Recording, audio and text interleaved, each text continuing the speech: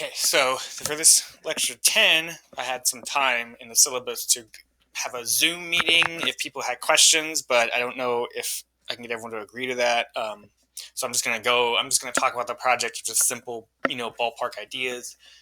If people haven't started on it, maybe this will help them, burn through for the minor details, but I figured maybe if everyone's lost, I could just go through maybe just the end game for this type of a design problem. So part one, I'm sure you all are familiar with this just classic picture we have. It's a one pipe problem. Sort of one, well, it's not really one pipe, but it's just right. So it's a single,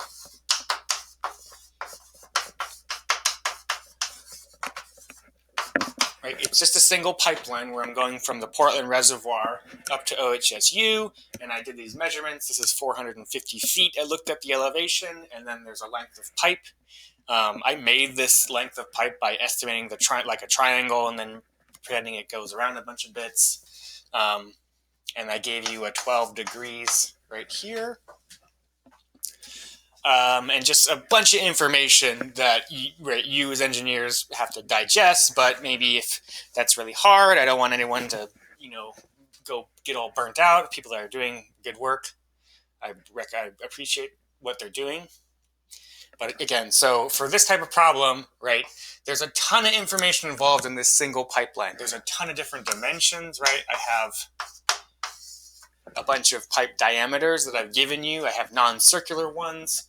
I have a ton of different Ks that I gave you, just components I'm pretending that are along this pipeline as we go up to OHSU, each of them giving you a minor loss coefficient. Excuse me. And then I also gave you just some numbers that I got off the internet about what are sort of the flow rate requirements of the hospital. So every bed needs a certain amount of water per day, and then that can all be converted unit-wise to give you sort of a volumetric flow rate requirement, right? And this is from just the information I gave you about hospital beds. It's all on that sheet, but you definitely should be able to get that number, right? Just from doing unit analysis, you can go, that's what the hospital needs a day based on the waters per bed. So you get that number, right? And they get this here. Oh yeah, and there's even I gave you different materials for the different pipes. So this is set notation, meaning there's a ton of them involved in each one of them. And then that's just that's the generic problem that I have. So this is an exercise then in going through the process of doing all this bookkeeping of all these different crazy components that can happen in piping systems. So you should get good at Excel on having these things pump out, these friction losses, knowing what the friction loss is, can help you. And it's just a good exercise on that. But if you still are lost on something like this, right, for getting this number right here and this diameter right here, we'll have viscous losses that we want to care about. But again, you could just do the same thing where this is point A, here's point B, right? Your goal is you want to get point A to point B at a certain amount.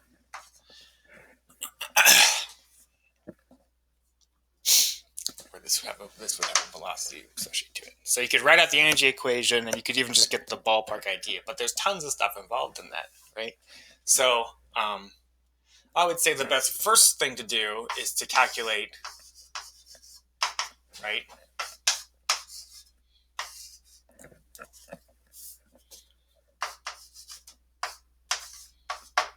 Calculate an average diameter.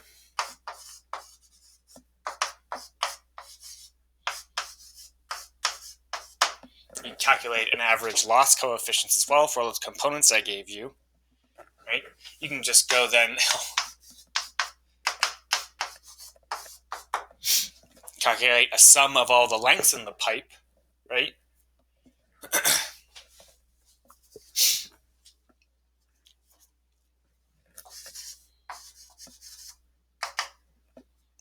And for this, I think I just had two of them, but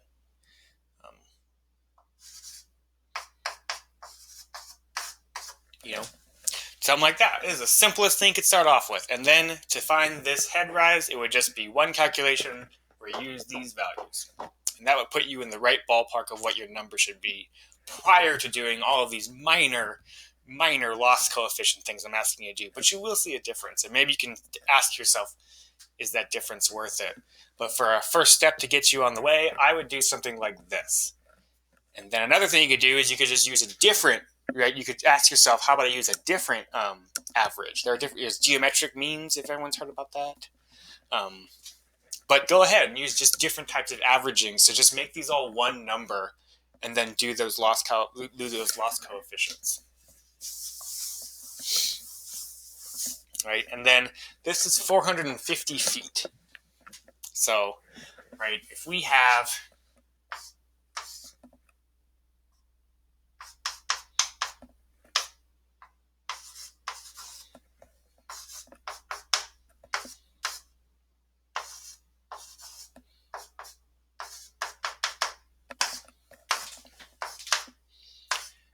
I'm going to try to be correct about this because you all are having on me so much on this.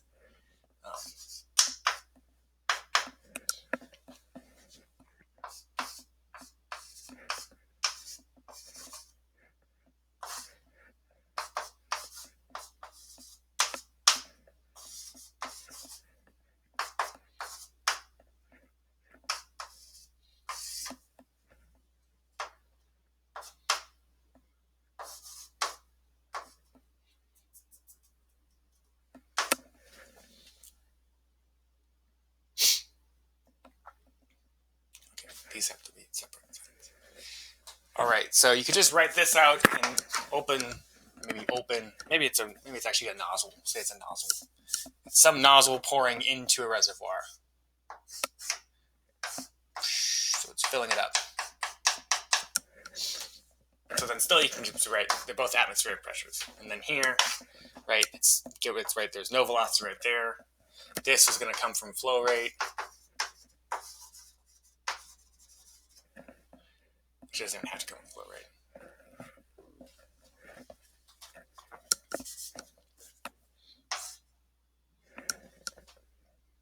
Let's not make it come from flow rate. Let's forget about this one. If it was a nozzle, you could keep this velocity, but let's not get the velocity. So it's 0.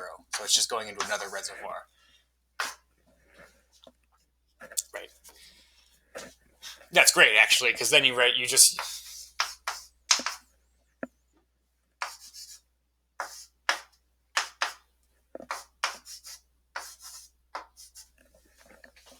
So, right, conceptually, that's all you need to do is that you have, well, this pump has to equal the head difference just based on elevation, and then this term right there, where this has minors and majors in it.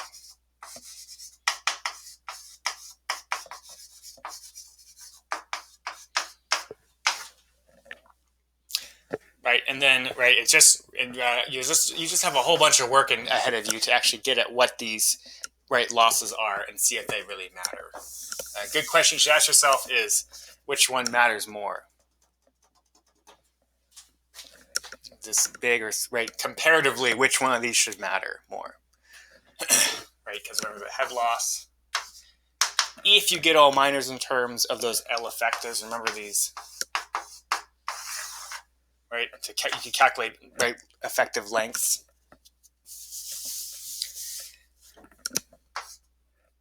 What do we have in terms of flow rate? Right, I believe we have 8. Let's see if I can do this. Friction factor L pi squared G d to the 5th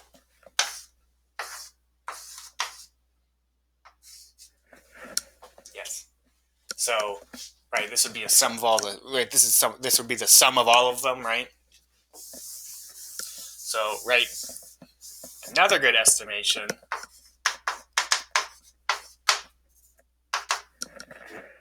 Right. So now you can have more information how to compare these two terms, but that's just explicit. If you did those averaging things, though, it would just you wouldn't have to do any summations, right? In fact, even for the F, you could just pick some scale on there, pick an average friction factor you're getting and put that in there as well. It seems crazy that I'm telling you to do this super wrong math, but engineers. That doesn't change.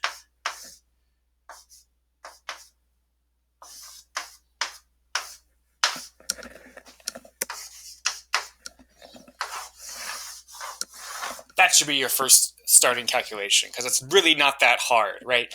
It gave you a list of values for these L's and these D's, and then it's just a little subtle to realize, well, what's this friction factor? But of course, this friction factor would come from just the one value that you have based on the average diameter you have, and then the velocity. So that would be the simplest one. You can now reference to see how much does this change. And I want that to inform you maybe what to do later on when you have these big types of problems like this, right? If you start off by just trying to do I gave you 12 diameters, I gave you, I think, 15 components, etc., this giant list of stuff.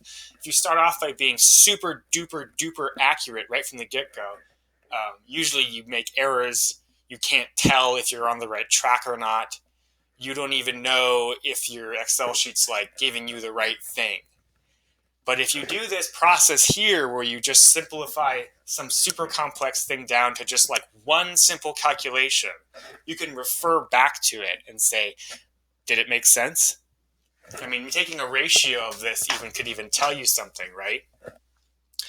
Right. If you look at the ratio, right? Looking at the ratio of these two things, you could maybe even just design this off this term alone, not even involve this.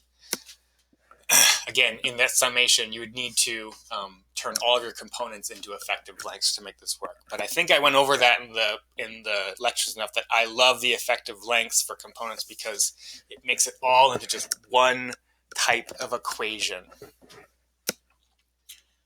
So that's sort of like a nice starting point for part one. And I gave you all these different little hints along the way, right?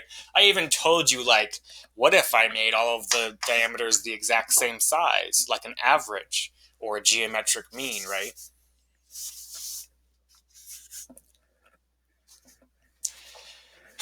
And then there was another part I gave that did this pipe sizing problem. Right, and remember what the pipe sizing problem was. That is, given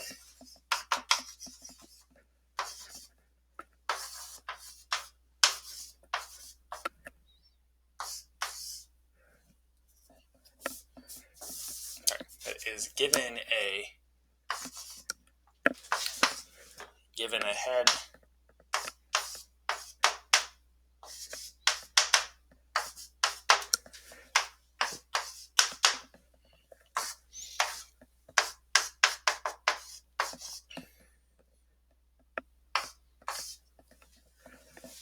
diameter of the pump.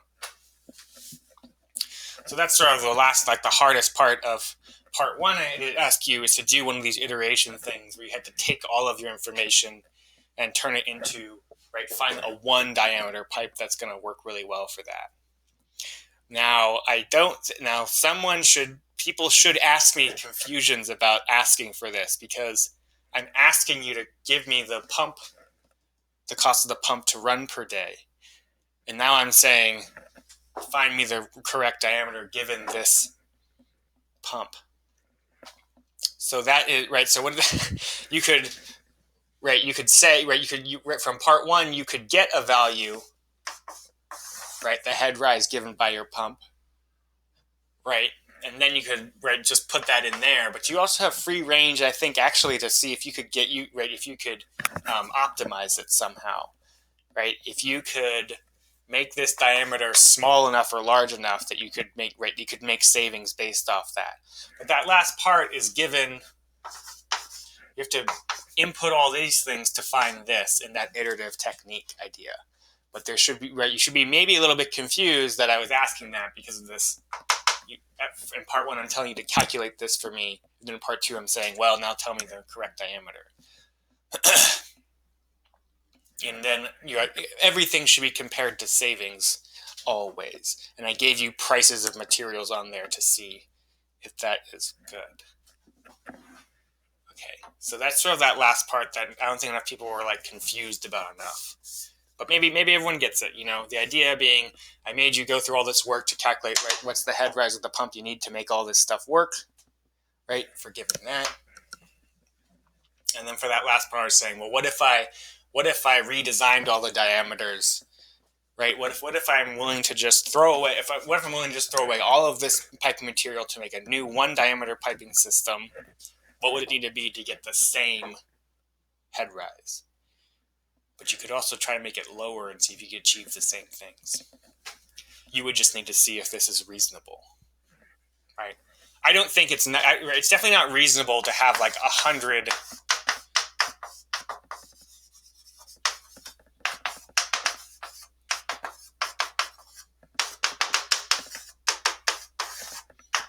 right. You could try to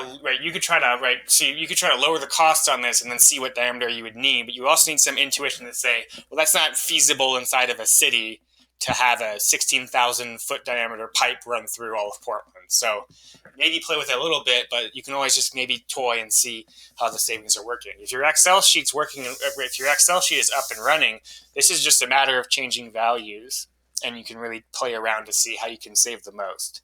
The idea being, if you have all of these things set up and then it outputs this value and then converts that to a dollar value, right? The best thing to do is to have just the forward calculation go where, you have all the inputs of the heights, the diameters, the lengths, the loss coefficients, etc. And then you just kind of toy around with these values to see what's happening with the cost. It's totally fine to do. Maybe it's not totally analytical. Maybe you don't know why it's working, but it can get you on the right track. So maybe that was a good I hope that did not make you more confused as to how you should approach this project. At least calculation-wise, that would be a great starting point, and then you can then you could work on to like just the very, very detail-oriented parts of like the specific losses. But I think that's a great starting point for it. So.